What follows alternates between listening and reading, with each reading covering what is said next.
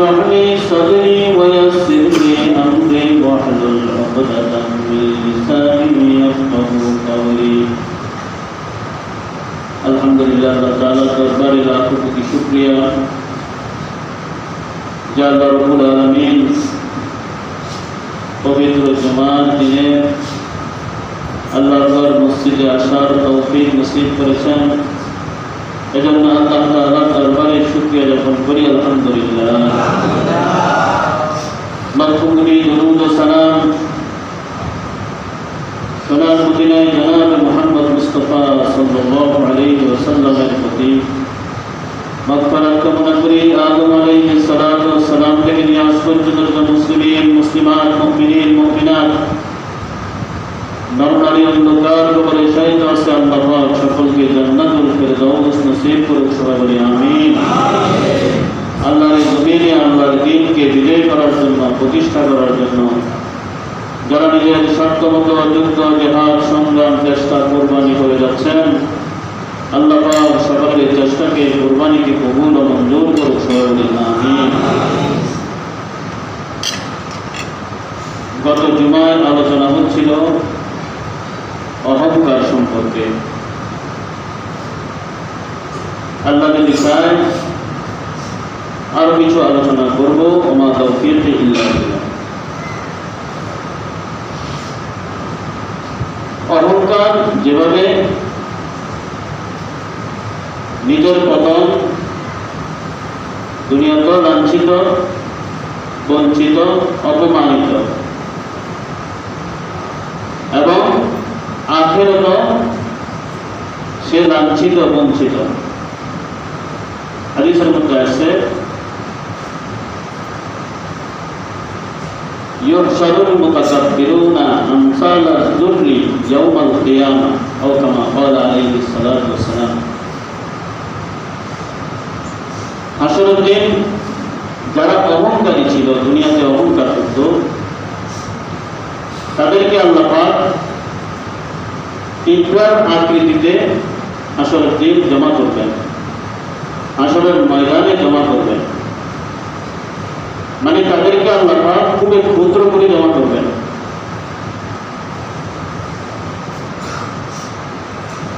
একটা মানুষের যে আকৃতি, ওই আকৃতি থাকবে, কিন্তু এটা এত ছোট হবে হাসরের ময়দানে সবাই দেখি চিনবে যে এরা দুনিয়াতে অহংকারী ছিল। নবী আকরাম সাল্লাল্লাহু আলাইহি ওয়াসাল্লাম ইরশাদ করেছেন ইউহশারুল মুতাকাব্বিরুনা আমসালাজ যুররি ইয়াউমাল কিয়ামাহ আও কামা ক্বালা আলাইহিস সালাতু ওয়াস সালাম। যারা দুনিয়াতে অহংকারী ছিল, দাম্ভিকতার সহিত চলাফেরা করত, তাদেরকে আল্লাহ রাব্বুল আলামিন হাসরের দিন পিঁপড়ার আকৃতিতে জমা করবেন। মানে তাদেরকে খুবই ক্ষুদ্র করে জমা করবেন। আল্লাহ পাক অহংকারীদেরকে পছন্দ করেন না। অন্য হাদিসে আল্লাহ রাসূল সাল্লাল্লাহু আলাইহি ওয়াসাল্লাম ইরশাদ করেন, হাদিসটা হলো হাদিসে কুদসি। আল্লাহ রাসূল বলেন আল কিবরিয়াউ রিদাই, এর অহংকার হলো আমার চাদর। মানে হাদিসে কুদসি যেটা আল্লাহ পাকের কথা, এটা নবী আকরাম সাল্লাল্লাহু আলাইহি ওয়াসাল্লাম মুখ দিয়ে প্রকাশ করেছেন। আল্লাহ পাক বলেন আল কিবরিয়াউ রিদাই, অহংকারী হলো আমার চাদর, অহংকার হলো আমার চাদর। ফামান্না জাআনি রাদানি কসমতুহু, জামাই চাদর নিয়ে একটা হিংসা করে, আমি তাকে ছিঁড়ে ফেলে দিই, আমি তাকে ধ্বংস করে দিই। অহংকারী একমাত্র অহংকার করার, গর্ব করার একমাত্র অধিকার আল্লাহ থাকে। আমাদের মধ্যে এমন কোনো বস্তু নাই যে অহংকার করতে পারবে, যেহেতু আমাদের কোনো কিছু আমাদের নয়, সব দানীয় জিনিস, অস্থায়ী জিনিস এবং সীমিত সময়ের জন্য আল্লাহ পাক পরীক্ষার জন্য দিয়েছে। আমার হাত আমার নয়, আমার চক্ষু আমার নয়, আল্লাহ পাক দান করছেন।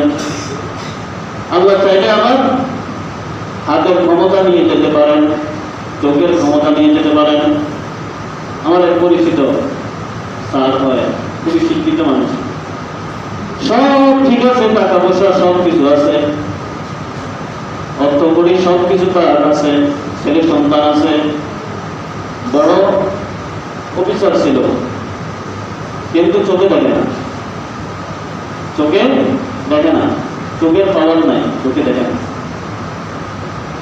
তাহলে সব কিছু থাকা সত্ত্বেও তার কাছে অসহায় মনে হয়, কারণ কোনো কিছু সে দেখতেছে না। তুমি যার চক্ষু নাই সে বুঝে চক্ষুর কি দাম, চক্ষুর কি মর্যাদা, চক্ষুর কি মূল্য। আমাদের মতো যারা চক্ষুওয়ালা, তাদের চক্ষু যাদের নাই তারা কখনো বুঝবে না, অনুভূতিতে আসবে না। গত 2 দিন আগে যে ঘটনাটা ঘটছে, যাদের সন্তান গুলো মারা গেছে তারাই বুঝে সন্তান হারার ব্যথা কত কষ্ট।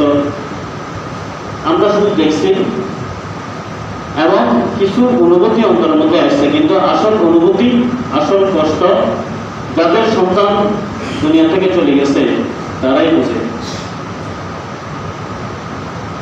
এজন্য জ্ঞানীদের একটা প্রসিদ্ধ একটা বাক্য আছে, সালিল মুজাররিদ ওয়ালা তাসালিল হাকিম।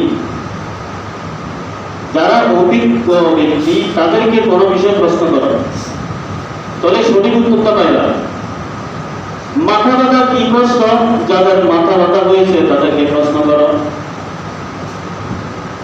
ছেলে সন্তান হারার কি কষ্ট, যাদের ছেলে সন্তান দুনিয়া থেকে ইন্তেকাল করছে তাদেরকে প্রশ্ন করো। তারা বলতে পারবে যে এটার ব্যথা কেমন, কষ্ট কেমন। বলতেছিলাম এই দেহের প্রত্যেকটি অঙ্গ আল্লাহ পাকের দানীয় জিনিস, অহংকারী করার কিছু নেই। আমার কোনো কিছু আমার নাই, এর জন্য আফসোস হওয়ার কিছু নাই। আল্লাহ পাক বলেন, মা আসাবা মিন মুসিবাতিন ফিল আরদি ওয়ালা ফি আনফুসিকুম ইল্লা ফি কিতাবিন মিন ক্বাবলি আন নাবরাহা ইন্না যালিকা আলা আল্লাহি ইয়াসীর লিকাই লা তাসাউ আলা মা ফাতাকুম ওয়া লা তাফরাহু বিমা আতাকুম ওয়াল্লাহু লা ইউহিব্বু কুল্লা মুখতালিন ফাখুর। সূরা হাদীদ আয়াত নম্বর 22-23। আল্লাহ পাক বলেন, মা আসাবা মিন মুসিবাতিন ফিল আরদ, জমিনে যা করছে, যা কিছু হচ্ছে, যত মুসিবত, যা কিছু দুনিয়াতে ঘটতেছে, ওয়ালা ফি আনফুসিকুম, এবং তোমার নিজের মধ্যে ঘটতেছে যে মুসিবতগুলো আসতেছে, এমন নয় যে আল্লাহ পাক তা জানেন না। আল্লাহ পাক বলেন, এই ঘটনা ঘটার পূর্বে আমি তা লিপিবদ্ধ করে রেখেছি, কিতাবের মধ্যে আমি তা সংরক্ষণ করে রেখেছি। দুনিয়াতে কি ঘটবে, কি হচ্ছে, কি হবে, সব কিছু আল্লাহ পাক জানেন। আল্লাহ পাক বলেন, সব কিছু আমি লিপিবদ্ধ করে রেখেছি, সব কিছু আমি লিপিবদ্ধ রেখেছি। কার হায়াত কতটুকু, কে কত বছর বাঁচবে, কার হায়াত কতটুকু, কে কি খাবে, কোথায় থাকবে, কার অবস্থান কি হবে, কার মৃত্যু কেমন হবে, কার জীবন কেমন হবে, আল্লাহ পাক বলেন সব কিছু আমি এর আগে লিপিবদ্ধ করে।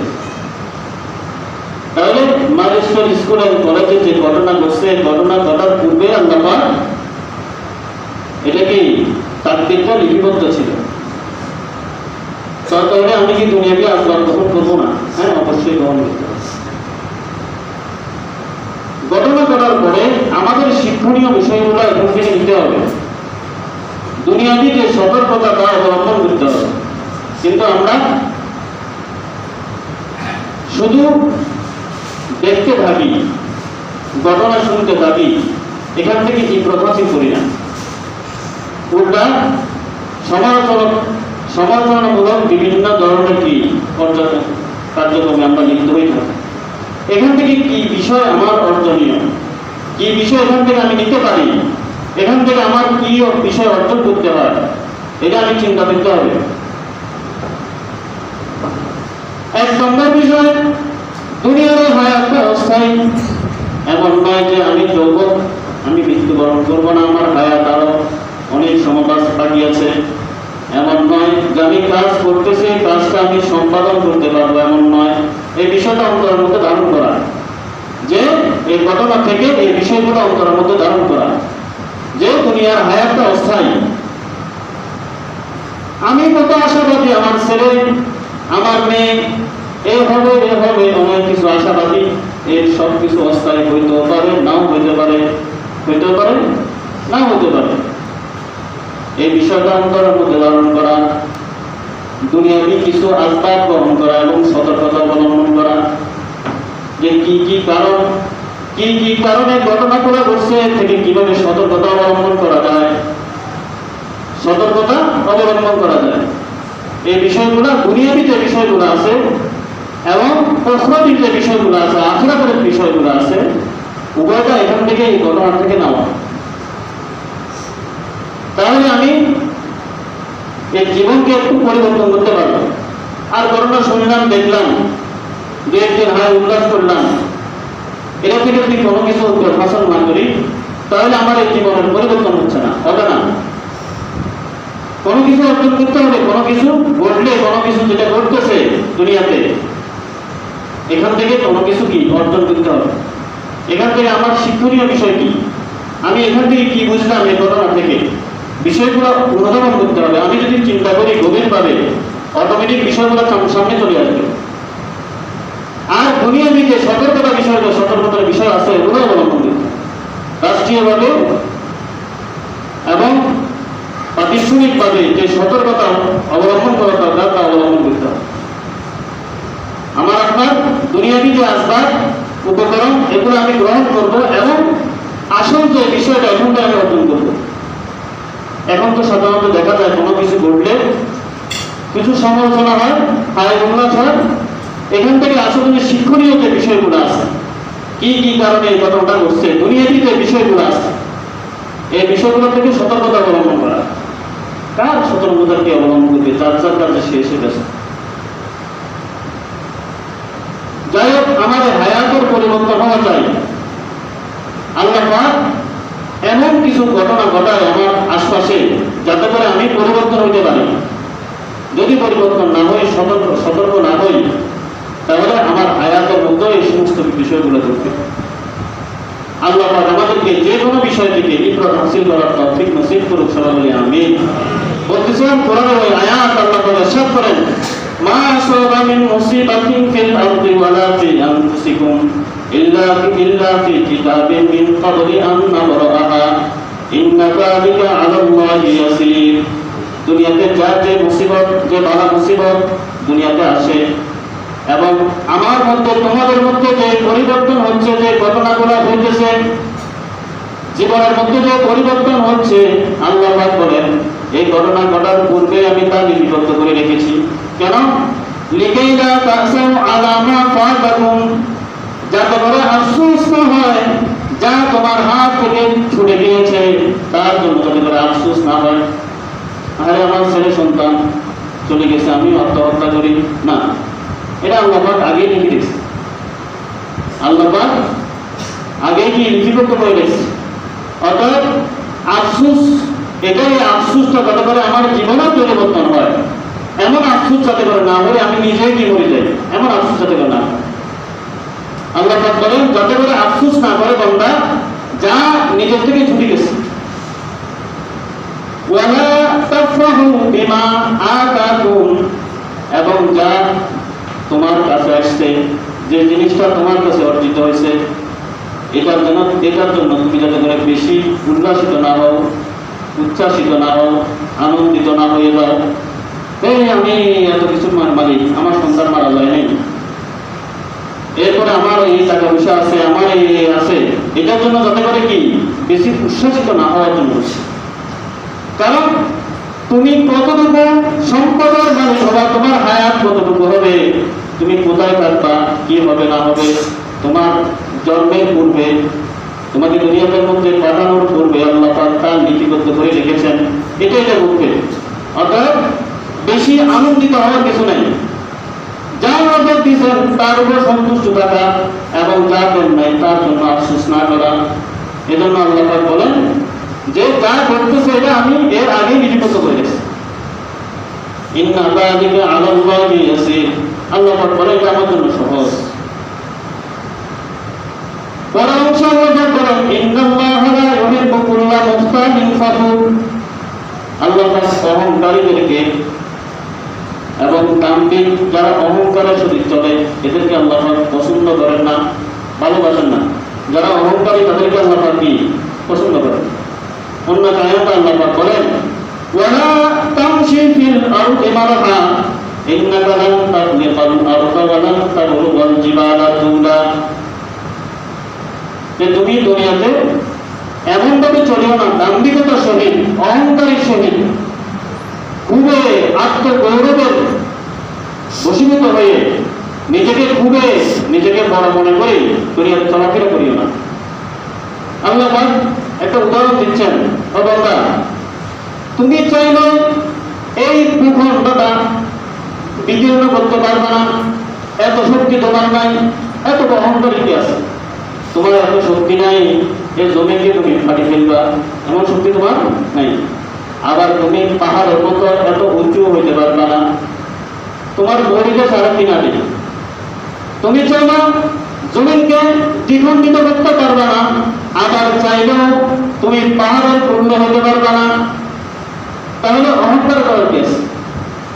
এমন ভাবে চলো নম্রভদ্রভাবে, যাতে করে নিজের মধ্যে অহংকার না থাকে, এমন ভাবে চলো। আল্লাহ পাক আমাদেরকে দাম্ভিকতা থেকে হেফাজত করুক, সবাই বলি আমিন। আল্লাহ রাসূল ইরশাদ করেন আন ইবনে আব্বাস আন ইবনে মাসউদ রাদিয়াল্লাহু তাআলা আনহু قال قال رسول الله صلى الله عليه وسلم لا يدخل الجنة من كان في قلبه مثقال ذرة من كبر। গুরুত্বপূর্ণ হাদিস। আল্লাহ রাসূল বলেন লা ইয়াদখুলুল জান্নাতা, জান্নাতে প্রবেশ করবে না মান কানা ফি কলবিহি, যার অন্তরে মিসকালা যাররাতিন, সামান্য যাররা পরিমাণ অহংকার আছে, জান্নাতে প্রবেশ করতে পারবে না। আল্লাহ পাক জান্নাত দিবেন না অহংকারীদেরকে, অহংকারীদেরকে আল্লাহ পাক পছন্দ করেন না। যাই হোক, দুনিয়াতে যে বিষয়গুলো ঘটতেছে এখান থেকে অনেক কিছু অর্জনের বিষয় আছে। যদি অর্জন করতে পারি, জীবনের মধ্যে পরিবর্তন আসে, তাহলে আমি সফল। ঘটনা দেখলাম, দেখতেছি দগ্ধ হয়ে অনেক শিশু মারা গেছে, খবরের মধ্যে দেখতেছি। দেখতে দেখতে আমার ফজর শেষ, জোহর শেষ, আসর শেষ, লাভ কি হইল? পরিবর্তন তো হইল না। জীবনের মধ্যে কোনো কি পরিবর্তন আসলো না। নামাজের সময় দেখতে আসছে, তা আমার কি পরিবর্তন হইল? আমি এখান থেকে কি নিলাম? দেখতে দেখতে আমার নামাজ পর্যন্ত আমি কি ত্যাগ করে ফেললাম।